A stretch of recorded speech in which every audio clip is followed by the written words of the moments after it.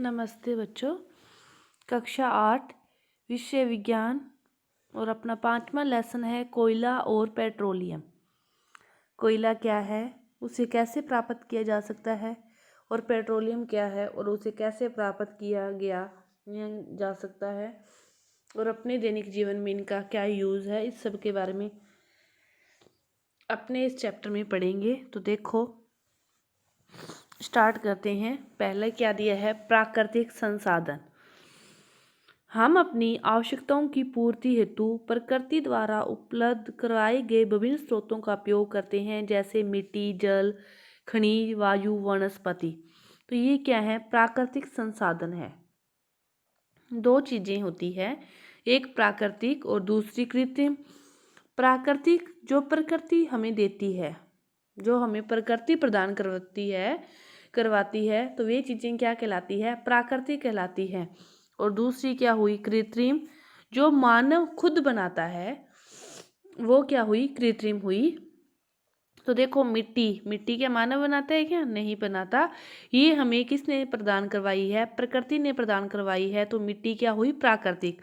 जल भी किसने प्रदान करवाया है, हमें प्रकृति ने ही प्रदान करवाया है, मानव ने नहीं। इसी प्रकार खनिज, वायु, वनस्पति, ये सारी चीजें क्या है, प्रकृति ने ही निर्मित की हैं, प्रकृति ने ही हमें उपलब्ध करवाई है। तो फिर ये सारी चीजें क्या हुई, प्राकृतिक हुई। और संसाधन इसलिए क्योंकि इनका हम दैनिक जीवन में यूज करते हैं, तो ये क्या हुए, संसाधन हुई। तो प्राकृतिक संसाधन समझ गए होंगे कि हम अपनी आवश्यकताओं की पूर्ति हेतु पूर्ति द्वारा उपलब्ध कराए गए प्रकृति द्वारा उपलब्ध कराए गए विभिन्न स्रोतों का उपयोग करते हैं। यही स्रोत क्या कहलाते हैं, प्राकृतिक संसाधन कहलाते हैं। प्राकृतिक संसाधन दो प्रकार के होते हैं, एक अक्षय प्राकृतिक संसाधन और दूसरे समाप्त होने वाले प्राकृतिक संसाधन। एक अक्षय और दूसरे समाप्त होने वाले।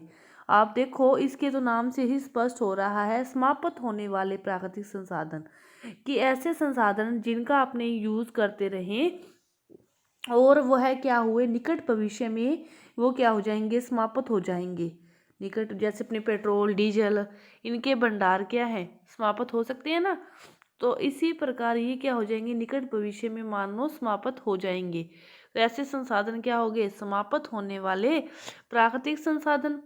अक्षय प्राकृतिक संसाधन जो कभी भी समाप्त नहीं होते, जो संसाधन कभी भी समाप्त नहीं होते, जैसे सूर्य का प्रकाश कहाँ से मिल रहा है, प्रकृति से मिल रहा है, तो ये कभी भी समाप्त नहीं होने वाला है। वायु, यह कभी भी समाप्त होने वाली नहीं है। अक्षय प्राकृतिक संसाधन, जो संसाधन कभी भी समाप्त नहीं होते, तो वो तो है अक्षय प्राकृतिक संसाधन। और जो निकट भविष्य में समाप्त हो सकते हैं, तो वे क्या हैं, समाप्त होने वाले प्राकृतिक संसाधन। दोनों को समझ गए होंगे। अक्षय जो कभी भी समाप्त नहीं होते, समाप्त होने वाले जो समाप्त हो सकते हैं। अक्षय प्राकृतिक संसाधन, ये संसाधन प्रकृति में असीमित मात्रा में उपस्थित होते हैं, अतः मानवीय क्रियाकलापों से ये समाप्त होने वाले नहीं हैं, कि मानव कितने भी इसका यूज करता रहे तो उससे ये समाप्त होने वाले नहीं हैं। तो ये संसाधन क्या है, अक्षय प्राकृतिक संसाधन है। उदाहरण के लिए सूर्य का प्रकाश, वायु। सूर्य का प्रकाश हमें मिल रहा है और मिलता ही रहेगा अपने यूज करने से। यह सूर्य का प्रकाश अपने धूप में खड़ गई, इसका मतलब ये नहीं कि अपने उसको यूज कर लिया और वो क्या हो जाएगा, खत्म हो जाएगा। ऐसे वो खत्म होने वाला नहीं है। इसी प्रकार वायु, तो वो भी कभी भी खत्म होने वाला नहीं है। तो वे संसाधन प्रकृति में क्या है, असीमित मात्रा में उपस्थित हैं और मानवीय क्रियाकलापों से ये समाप्त होने वाले नहीं हैं। ये क्या कहलाए, अक्षय प्राकृतिक संसाधन। और समाप्त होने वाले, ये संसाधन प्रकृति में क्या है, सीमित मात्रा में है और मानवीय क्रियाकलापों से ये क्या हो जाएंगे, समाप्त हो सकते हैं। वन है, यदि अपने वन और नहीं लगाएंगे और उन वनों को काटते रहेंगे, तो वो क्या होंगे, धीरे धीरे समाप्त होंगे। इसी प्रकार वन्य जीवों की अपने देख रेख नहीं करेंगे और उनका शिकार करते रहेंगे, तो वो भी क्या हो जाएंगे, धीरे धीरे करके लुप्त हो जाएंगे। बहुत सारे तो आपने पढ़े होंगे कि लुप्त हो भी चुके हैं, तो वो क्या होंगे, फिर समाप्त होने वाले प्राकृतिक संसाधन। इसी प्रकार कोयले का भी अपने यूज़ करते रहें तो वो भी क्या है, समाप्त होने वाला प्राकृतिक संसाधन है। पेट्रोलियम, प्राकृतिक गैस, ये पेट्रोलियम से पेट्रोल डीजल का अपनी यूज़ कर रहे हैं, दिन दुगनी रात चुगनी, मतलब इसकी इतनी यूजेबल हो रही है कि हर वाहन, आजकल किसी को 1 किलोमीटर भी चलना नहीं सुहाता, सभी क्या करते हैं, वाहनों का यूज़ करते हैं। तो वाहनों में क्या होते हैं, पेट्रोल व डीजल, तो उसका यूज़ होता ही रहेगा, उसकी अपनी बचत नहीं करेंगे तो फिर वो क्या हो जाएंगे, समाप्त हो जाएंगे। तो इसी प्रकार प्राकृतिक गैस कि जब अपने को ज़रूरत हो तभी उसका यूज़ करें और यहाँ तक हो सके उसकी बचत करें, तो ये तब समाप्त नहीं होंगे। नहीं तो ये सारे संसाधन ये हैं, ये क्या है, समाप्त होने वाले प्राकृतिक संसाधन है, लुप्त होने वाले प्राकृतिक संसाधन है। जो कोयला है, पेट्रोलियम है और प्राकृतिक गैस है, ये प्रमुख प्राकृतिक संसाधन है। ये तीनों क्या है, प्रमुख प्राकृतिक संसाधन है, कोयला, पेट्रोलियम और प्राकृतिक गैस। ऐसे प्राकृतिक संसाधन हमारी ऊर्जा एवं अन्य आवश्यकताओं की पूर्ति का साधन है।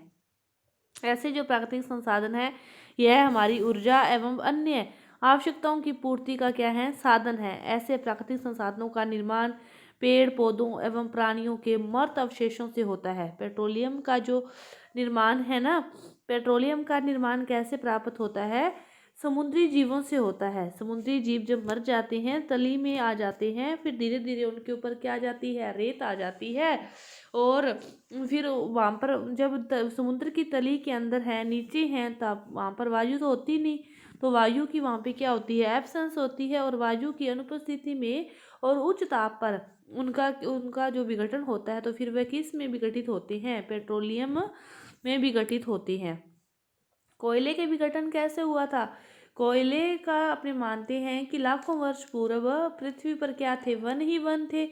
कोई भूकंप आया या फिर कोई और आपदा आई और वो उथल पुथल हुआ पृथ्वी का, तो वो भूकंप जो वन थे वो किसके नीचे दब गए, मिट्टी के नीचे दब गए, फिर उच्च ताप व दाब पर ये किस में परिवर्तित हो गए, कोयले में परिवर्तित हो गए।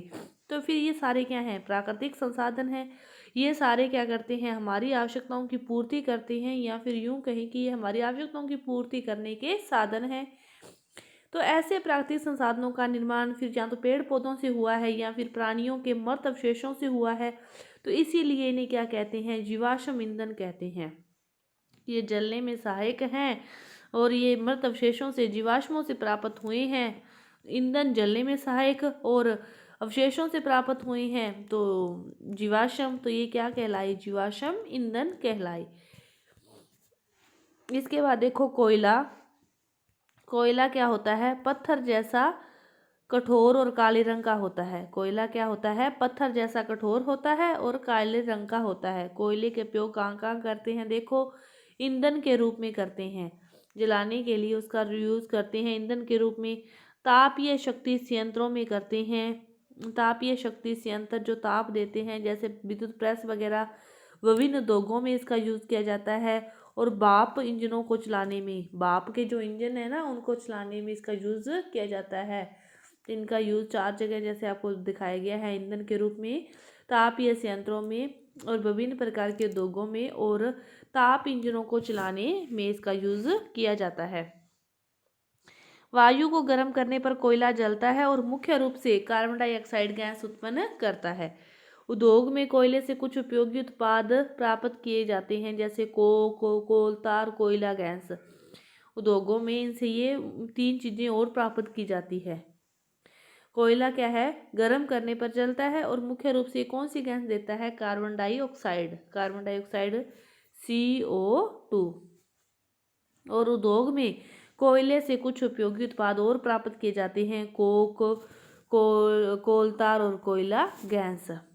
अब कोक क्या है, कोक क्या है, ये एक कठोर, सरंध्र और काला द्रव है। कोयला भी क्या था, काला था, और ये पत्थर जैसा कठोर था। कोयला भी क्या था, काले रंग का होता है, लेकिन ये क्या होता है, पत्थर जैसा कठोर होता है। और जो कोक है ये क्या है, कठोर है, सरंध्र है। सरंध्र मतलब इसमें छेद भी होते हैं, और ये भी क्या है, काला पदार्थ है।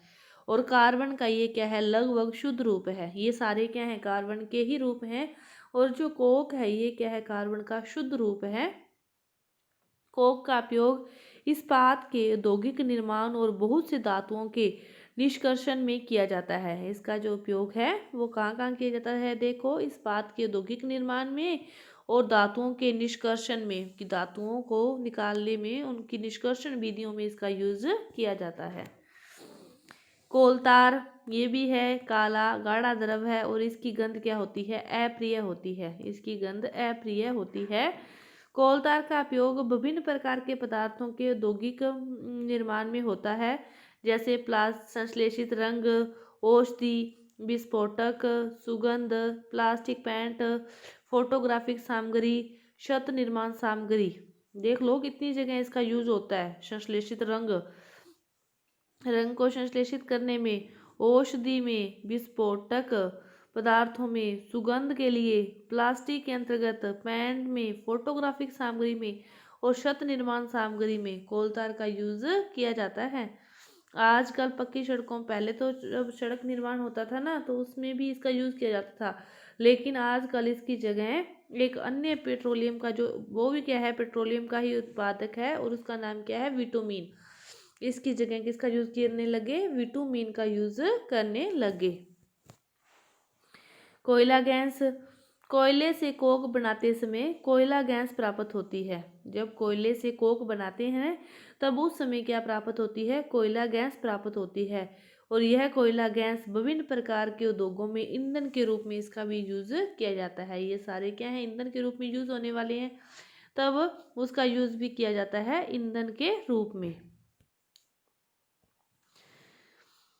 पृथ्वी के नीचे से कोयला कैसे बना, तो देखो कि वो कोयला और पेट्रोलियम गैस दोनों के बारे में आपको बताया जा चुका, पेट्रोलियम के बारे में बताया जा चुका है कि कोयला कैसे बना, कि लाखों वर्ष पहले भी पृथ्वी पर बहुत सारे वन थे, फिर कोई आपदा आई, भूकंप आया, उथल पुथल हुई, वह वन क्या हो गए, मिट्टी के नीचे दब गए। मिट्टी के नीचे दबने के बाद वे क्या हो गए, मृत हो गए। और जैसे जैसे ताप और दाब बढ़ता गया तो वे किस में परिवर्तित हो गए, धीरे धीरे कोयले में परिवर्तित होते गए। समझ गए आप कि बहुत सारे वन थे, भूकंप आने पर वो नीचे दब गए, नीचे दबने पर वो कैसे हो गए, मृत हो गए। और धीरे धीरे ताप व दाब बढ़ने के साथ साथ वे किस में परिवर्तित हो गए, कोयले में परिवर्तित हो गए। और इसी प्रक्रम को क्या कहते हैं, कार्बनीकरण कहते हैं। और पेट्रोलियम कैसे प्राप्त हुआ, पेट्रोलियम समुद्री जीवों से प्राप्त हुआ। समुद्री जीव भी मरने के बाद ये भी मृत अवशेष थे। कोयला भी क्या है, वनों का मृत अवशेष से प्राप्त हुआ है। उसी प्रकार पेट्रोलियम भी समुद्री जीवों के मृत अवशेषों से प्राप्त होता है, कि जो समुद्री जीव हैं वो मरने के बाद समुद्र की तली में आ जाते हैं, फिर धीरे धीरे उनके ऊपर रेत आ जाती है। और समुद्र के अंदर होने के कारण वहाँ पर वायु की उपस्थिति नहीं होती, तो वे उच्च ताप बढ़ने के साथ साथ उनका अपघटन होता है। और उनका अपघटन फिर किसके रूप में होता है, पेट्रोलियम के रूप में होता है। तो ये आपके जो चैप्टर का आधा पार्ट था अपनी इस वीडियो में कर चुके हैं, और जो आधा पार्ट है वो अपनी अगली वीडियो में करेंगे। धन्यवाद।